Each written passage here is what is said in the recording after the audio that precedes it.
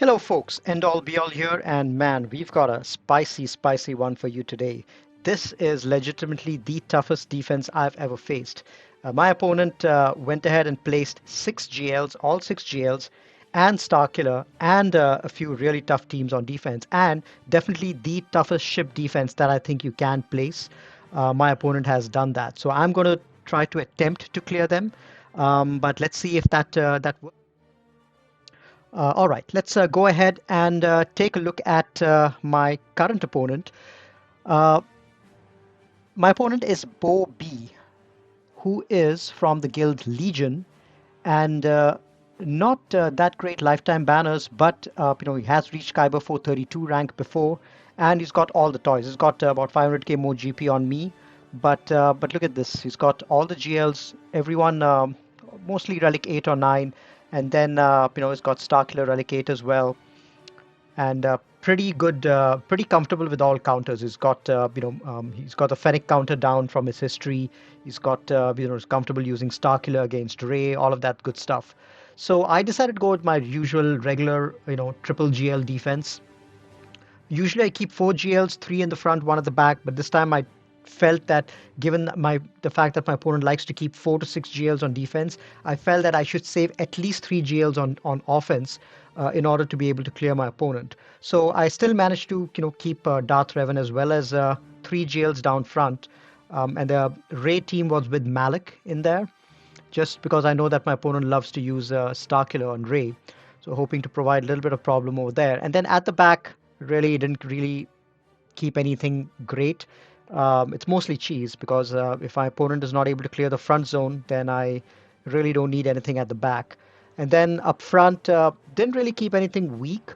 My opponent does not have the Wampa, but I didn't really have to think about keeping characters with the nasty down and all of that. But kept a decently uh, you know, um, strong teams over here. I've got Treya, I've got Omicron Dash, I've got Django with IG and Quill. You notice over here, Bam is on offense. That's primarily for the Fennec counter.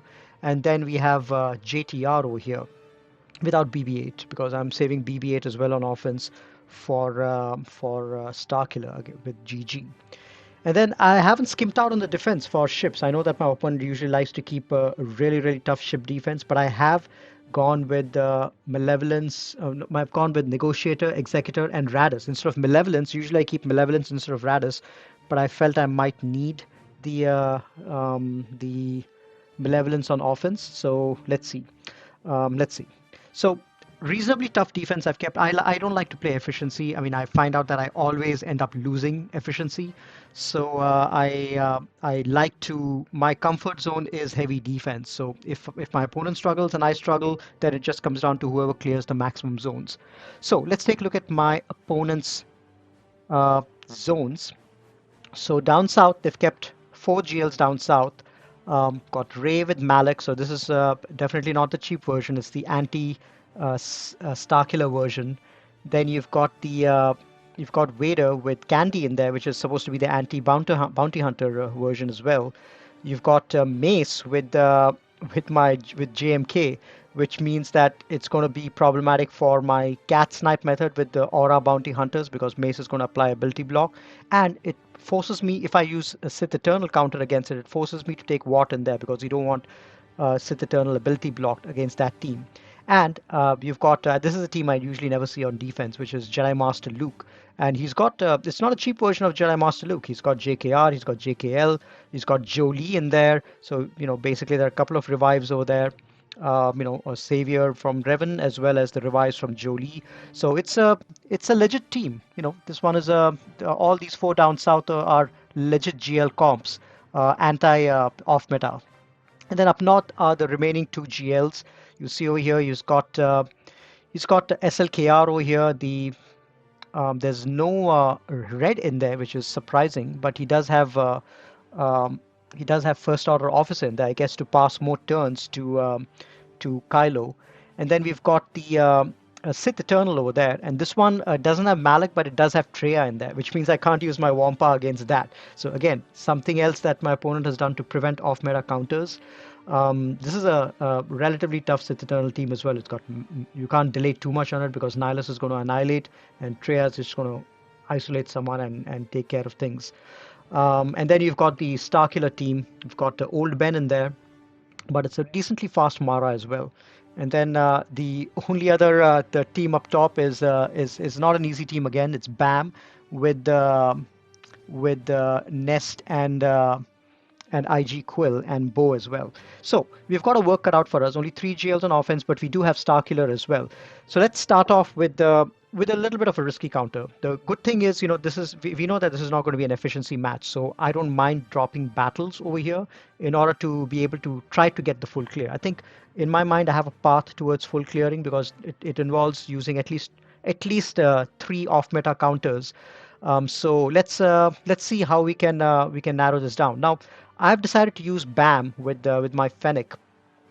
BAM tends to act as a good turn meter interrupter, especially with the characters like Candrass in there, which tend to gain tons of turn and get your enemy and tend to, if you don't take BAM in there, they tend to get your team down before your bounty hunters get even a chance to go. So I like BAM in there to act as a turn meter interrupter and to put damage immunity on Fennec so that she doesn't get taken out. Fennec is the most important character out here. So let's go ahead and see how this counter goes.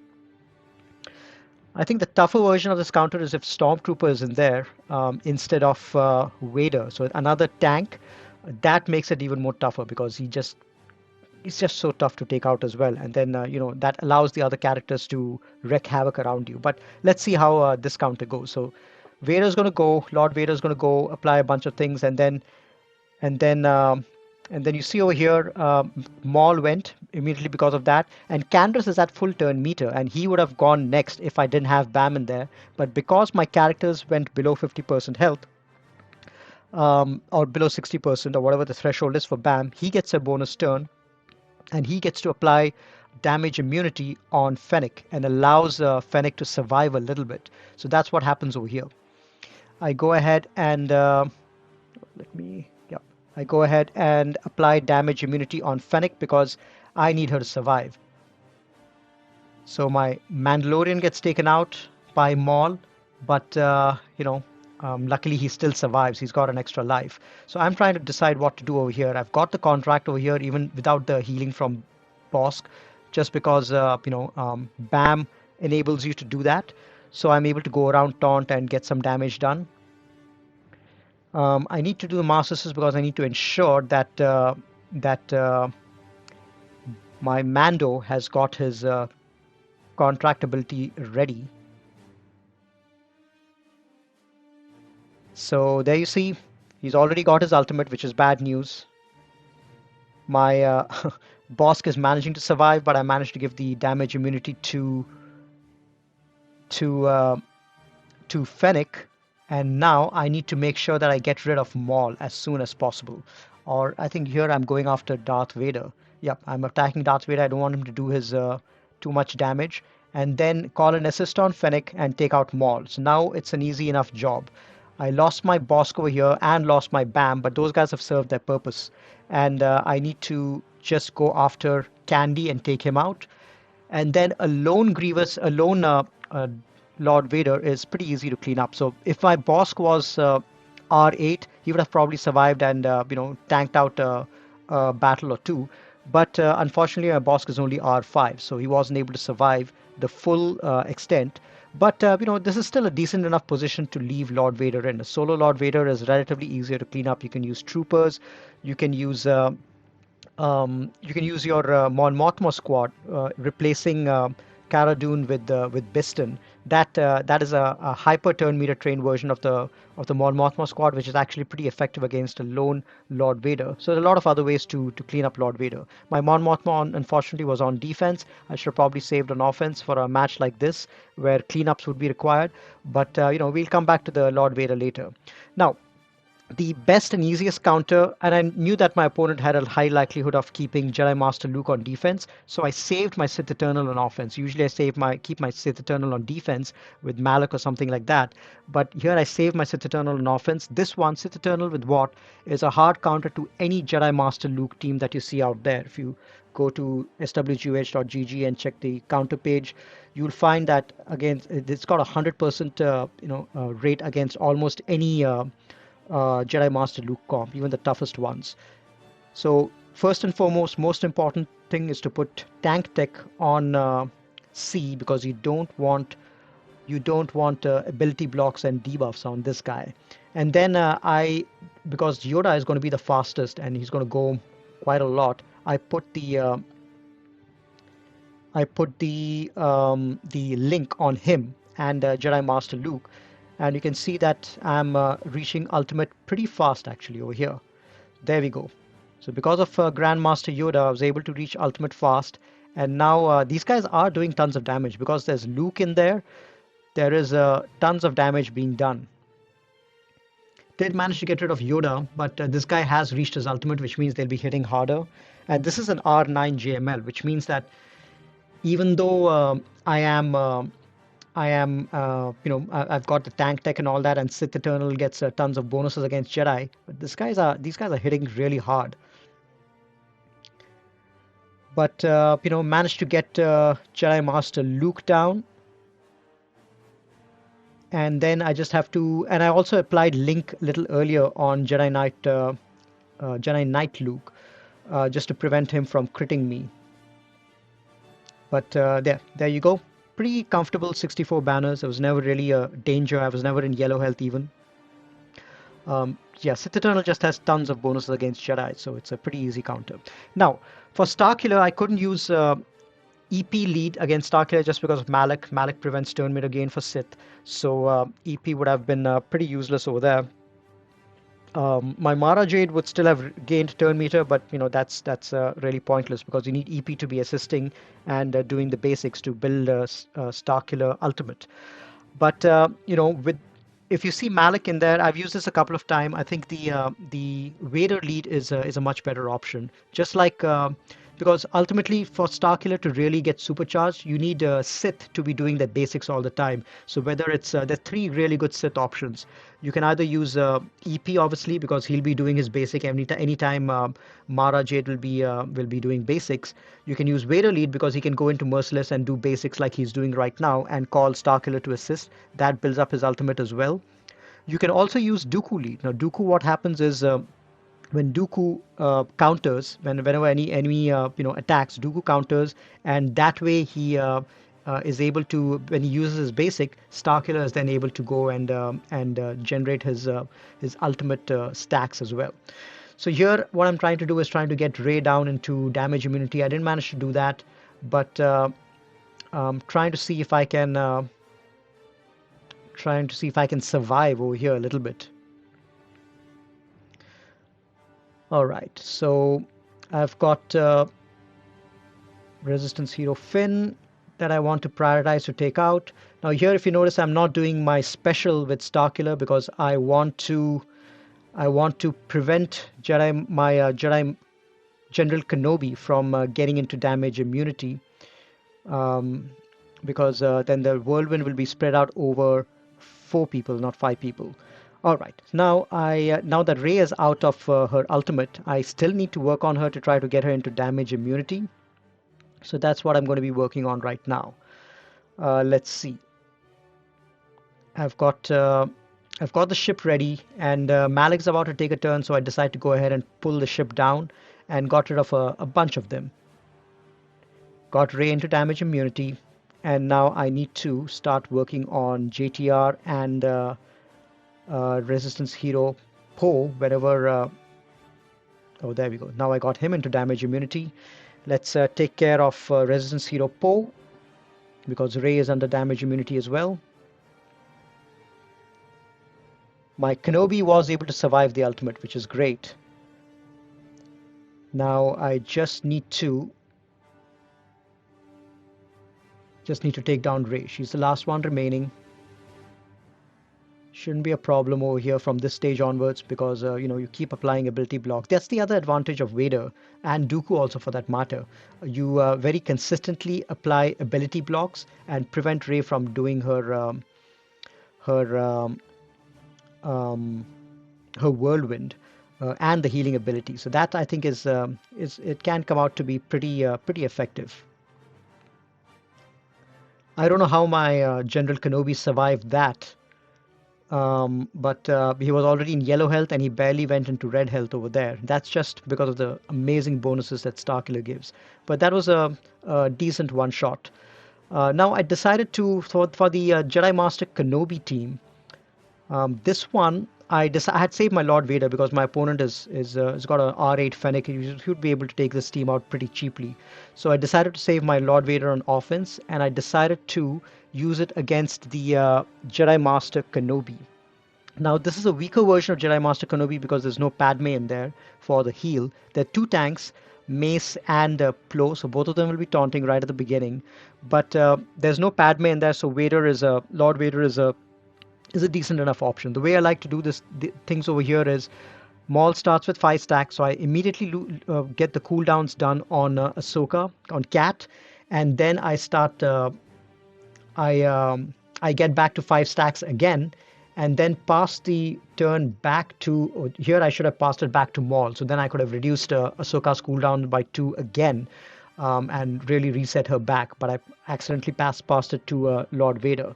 But no worries, you can see over here I've got my fracture out, and I've got a couple of tanks taking the heat, which is good. And now at this point, I need to hurry up and start getting my ultimate because yeah, and that's what I do over here. I take another turn and start attacking, unloading my Maul's ability over there. Over here, you can see that Plo Koon has started tanking, and that's no good. And I need to take a few characters out fast. So here I trigger the Savior for Windu, and now I need to get into my old ultimate because you can see over here the the enemy Jedi Master Kenobi is almost at his ultimate as well. So that's what I do over here. I pop the ultimate and then immediately go into my own ultimate and do the crush. So there is ability block, which is great, but he has cleansed all the other debuffs. But at least I've gotten rid of Plo, which is a good thing. I think this might have made it a little more tricky if Padme was in there just for the extra cleanse. So what I might have to do in that case is reduce the cooldowns on Cat, use Thrawn, pass the turn meter back to Thrawn, and reduce the cooldowns on Padme to prevent the initial cleanse and at least start working towards my ultimate. So here you can see Cat finally managed to go and take out my Maul. I think she's prioritized to target Maul if she's able to, if Jedi Master Kenobi has reached his ultimate. So that was unfortunate. It's a 3v4 situation over here, but as long as my Vader is able to reach a couple of ultimates, it's a decent enough job. So here you can see Mace is again causing problems because he is applying ability blocks. So which is why I think Mace in this team is actually getting to be a little more troublesome than General Kenobi, because not only does Mace prevent the bounty hunter counter and makes it problematic for C, but even in a Jedi Master or Lord Vader versus JMK matchup, with all the assists that he keeps doing, he keeps applying ability block, which doesn't stop Lord Vader, but it just makes it a little more irritating.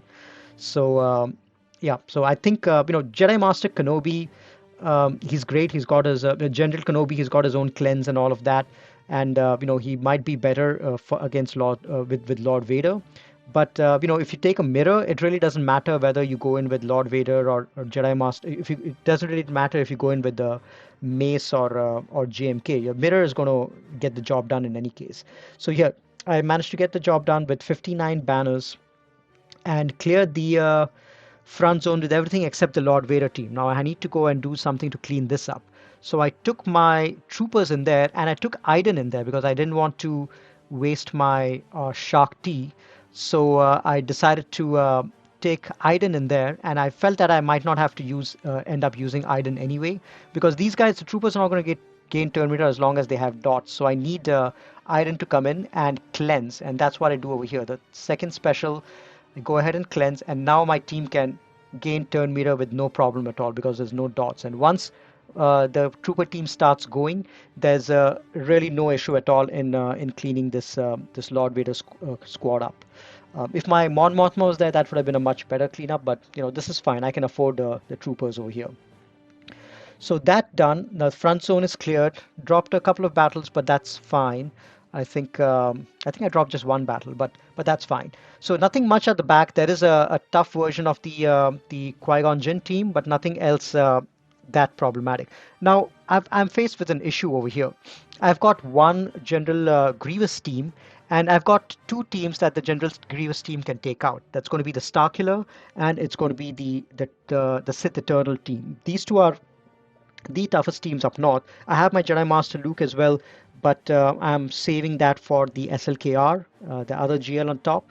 So I have to decide what to do. The Treya with Sith Eternal is a tough comp, so I decide to take my Jedi General Grievous against a Treya squad with the Sith Eternal, and I decide to take my CLS versus this squad. Now this can get dicey. That this doesn't have nearly the high success rate of General Grievous, but all you need to do is kill at least one character, because the moment you kill one character, the next time that you come in with another team, Starkiller is extremely easy to clean up if it's missing one or two characters, because none of the bonuses apply, and it's you can mow the team down relatively easier. You can pick at it and you can get it down. You can't do that with Sith Eternal. There are very few characters or very few teams which can pick apart a Sith Eternal team, especially when Treya and Sion and Nihilus are all in there. So I decided to take my PALP, my CLS squad, and I'm trying to get another turn to try to get Palp down, because he's so close to getting down. But this guy started taunting, and I'm not able to get through to it. And now, once these guys get going, there's just no way that I can get anything done, because stagger has happened, and everyone's cooldown has been turn meter has been reset, and and yeah, the counters are doing a decent job against Obi-Wan Kenobi, but he's got critical hit immunity, so he wasn't able to get down that fast. But luckily, through a few counters from CLS, I did manage to get one character down, old Ben Kenobi, which means that I can take something else to clean that up. No problem at all. The bonuses are all gone. Now that leaves me free to use my Grievous squad against Sith Eternal. Now, if I'm using the Grievous squad against Starkiller, I usually put in BB-8 instead of Newt Gunray, because you want your team to go first. But if I'm taking it against Sith Eternal, Newt Gunray is way better. Extortion does way more against Sith Eternal. Once you apply it on him, it slows him down, reduces his offense, and it forces him to waste a turn, because he ends up uh, cleansing the extortion and giving your team profit. And you can also call an assist using Newt Gunray. You can call an assist if the enemy has extortion, so that helps to bring down Sith Eternal a little better. So always go with Newt Gunray if you're using your Grievous squad against Sith Eternal. Now, this is a tricky squad because it's got Treya as well as Nihilus. So there's going to be tons of turn meter generation. Nihilus is going to be extremely tanky, and Treya is going to isolate someone and cause problems. Plus, there's Dooku over here to counter and apply ability blocks. So that's not good either. And there's no real days on my team. But B2 is acting as a good turn meter interrupter, which means he's going quite a lot. And what I do is apply extortion on Sith Eternal Emperor first.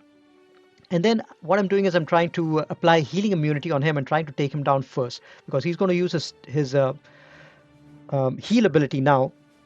And if he's got healing immunity, then but I just realized that because of the presence of Treya in there, the healing immunity is not going to stick, because the moment he takes a turn, Treya is going to cleanse all the debuffs on him. So I think what I should have done over here is gone after Treya and killed her, because the moment these guys are taking a turn, um,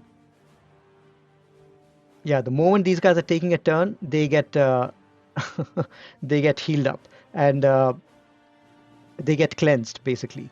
And here you can see I've the Dooku was too weak, so I almost took out Sith Eternal, but since Dooku died, Sith Eternal Emperor healed back up all the way full. So at this stage, I'm thinking, there's because I'm going to be doing AOEs with Grievous so often, there's no point going after Sith Eternal right now. Let me take out Treya, let me take out Nihilus and Scion, and then go after Sith Eternal towards the end. Even if Treya is not there and if Nihilus is not there, then it becomes easy for my Wampa to clean up a Sith Eternal squad. So since I still have my Wampa with me, I'm thinking I can probably do that. So that's why I prioritized Treya, took her out, and now if I can get around the taunt, I'm going to prioritize Nihilus and take him out so that I can at least clean up with my Wampa, if not anything else, even if I'm not able to get Sith Eternal out. But this team has done doing a decent job um, in terms of turn meter generation. So you can see over here, I've got Scion down. There's still Nihilus in there, and Nihilus has got a bajillion health just because there's been so much of debuffs that I've been applying on Treya as well as Scion, but he went down to a big hit from Grievous, no problem at all. And you can see over here in all of this, the Sith Eternal is not even at 50% ultimate. That's because he's applied Link on he initially applied Link on Magna Guard, and then probably Newt. And I think Newt died once, which got rid of the link. And Magna Guard is so slow that it really delayed EP's ultimate. And you can see over here, I didn't even need a cleanup over here. The GG was able to do a decent job and get decent banners, 63 banners, just because of the lost protection on Magna Guard. So that helped me out a little bit over there. So there we go. We have the Sith Eternal down, and now we just need to clean up the Starkiller without using anything too expensive. So I decided to go in with the Wampa over here to clean this up. Now you can't take the Wampa in against an intact Starkiller team for a couple of reasons. One is Starkiller has got an irresistible healing immunity and daze on his first special, which is bad news for the Wampa.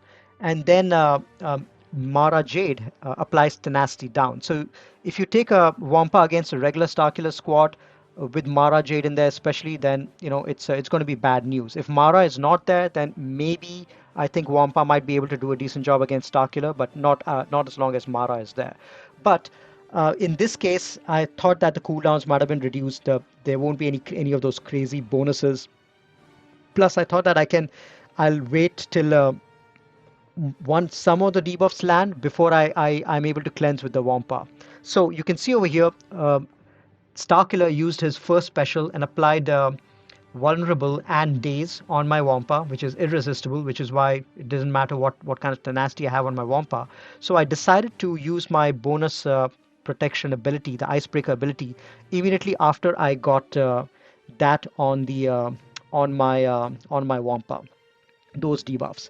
So now it's just a question of getting the rest of those characters down. And because there's no additional health bonus, additional speed bonus, and all that, it's an easy enough job to get that down. I prioritize visas over there to take her down so that she doesn't revive anyone. And then once I took Mara Jade down, then it's just a question of time before Starkiller goes down. So I was pretty happy with the fact that Wampa was able to clean up Starkiller, because even Starkiller, even if you've left a character out there, it's not that easy to clean up. You need something heavy in there. You can't take Starkiller lightly. But there's no issue over there. So now I have enough firepower in me to overkill the SLKR squad. I could have taken the my JKR squad over here as well, but this was a high tenacity Hux, which you can see over here. It did not land any debuffs on him, which means that it would have probably failed. So I decided to just go in all in with my Jedi Master Luke and take care of this guy. Yeah, this one is a pretty safe counter. I'm trying to take out. There's no red in there, which makes it even more safer. He's not going to go crazy. So I'm just trying to take out all the tanks first so that I have free reign over SLKR.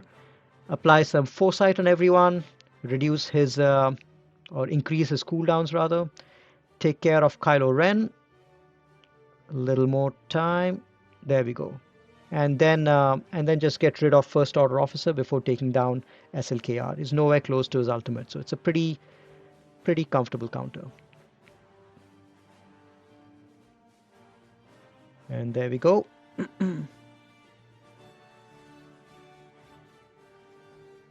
All right, so that got taken out for 63 banners.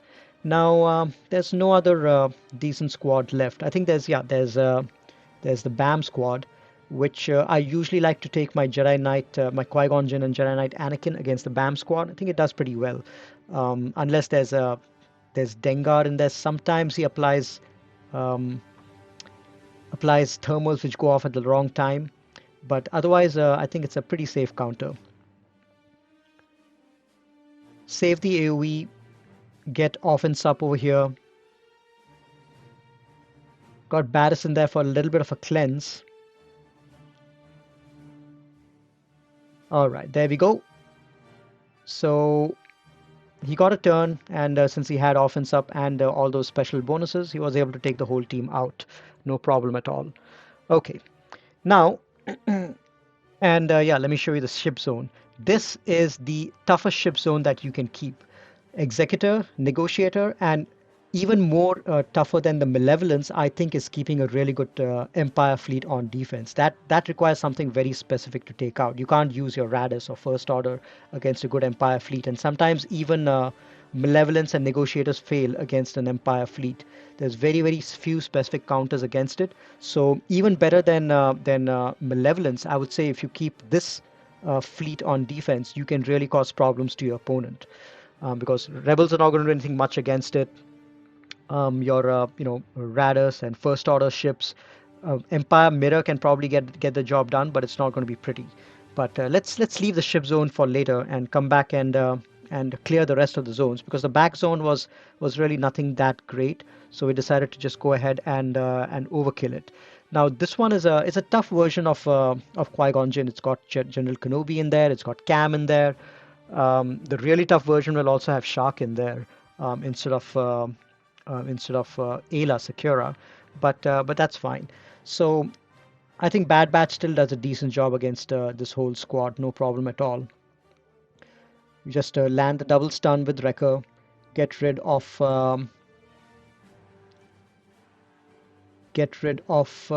Qui-Gon Jinn, and then the rest of the team falls pretty comfortably. And the other two squads, my opponent has kept Night Sisters and Geos on defense, probably in an attempt to prevent me from using Wampa, just because both Night Sisters and Geos have got tenacity down. But then, when you force yourself to put a defense which is completely Wampa proof, you end up keeping weaker teams on defense, which can be taken out pretty easily with other squads. So I mean, I didn't need gas in here. My gas was overkill. I could have probably taken it out with something else, bounty hunters or BAM or anything else. Basically, even Geos would have done a decent job against Sisters, and Night Sisters would have done a decent job against Geos as well. So I really had, despite the fact that my opponent had kept such a tough defense, I had two really tough teams, two really heavy set teams on offense left, JKR as well as Gas, which I was able to overkill towards the end. So it's I think I anticipated the right thing, that my opponent would go extremely heavy on defense and save the right amount of offense. So even if my opponent had kept something really tough at the back, I still had my Bad Batch, my Gas, my CLS, and my Qui-Gon Jinn, all of these teams to handle anything which could be there at the back. All right, so that was done. The character zone is done. I managed to clear. I didn't think I would be able to clear. My opponent has got nothing much on offense, so we can handle that later. But first, I wanted to go and attack the ships. The toughest fleet is going to be the Empire fleet. I've got a plan for the rest, but Empire fleet, the the only thing I could have done was, if I was able to take out the Imperial TIE bomber before the Tarkin fleet is able to call an assist or an ally, then I would have stood a chance. But here, he was able to get burning out. And once TIE bomber gets a chance to go, there's just no going back for the rebels. So it's a loss after that.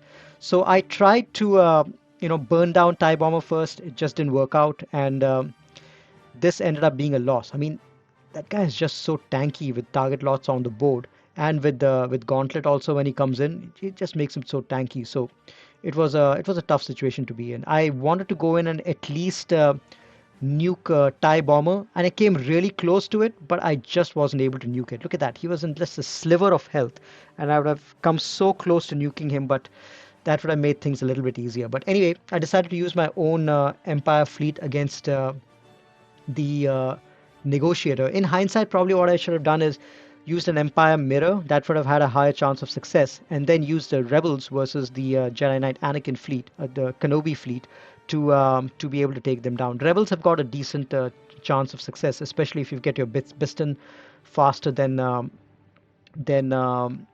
your Han's Millennium Falcon. But here you can see it was an easy 71 banners for Empire. Now I tried to take in now here I for against the Executor I decided to take in a burner fleet with mace, and then usually I take in my Radis against it, but because I had my Malevolence, I decided to take my Malevolence against that. Now another thing I could have done was, if I'd saved my Radis on offense, I could have probably taken Radis and mace against the Executor to take that out. That would have saved my Malevolence to be used against Empire. Because of the buzz droids, the Empire fleet usually goes down a little bit easier if you go in with Malevolence. It can still get dicey, but it's a little bit easier than the Rebel counter that I tried, or going in with even Negotiator. I think Malevolence has slight edge against Empire fleets. But over here you can see my Malevolence is actually, I'm actually glad I took my Malevolence against this one in this case, because I didn't have my Radis with me, and the next best ship to double shot this fleet is going to be the Malevolence. You can see over here, Executor, after burning the cooldowns, it's a relatively easier job to get through this with Malevolence. They've already exhausted most of the cooldowns, so you can start sniping them one by one, and take care of them that way. So you can see over here, I'm losing a few ships, but I am able to control the fleet effectively. And here I reach my ultimate, get a few buzz droids out, and start taking care of these guys one by one.